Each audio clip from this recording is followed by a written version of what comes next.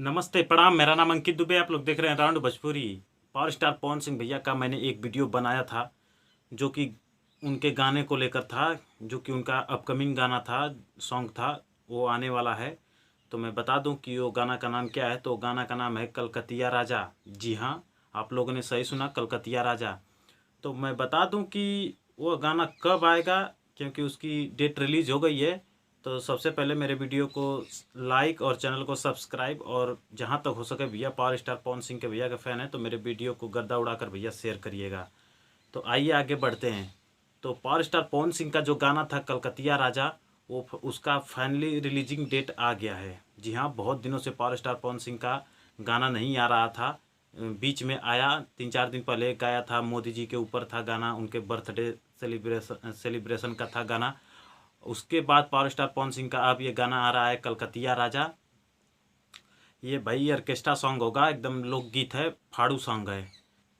अब मैं बस यही आशा करूँ पावर स्टार पवन सिंह भैया के फैन से कि मेरे वीडियो को भैया गर्दा उड़ाकर शेयर करिएगा, और उस गाना जब आएगा तो उसको भी आप लोग सुनिएगा और गर्दा उड़ाकर शेयर करिएगा।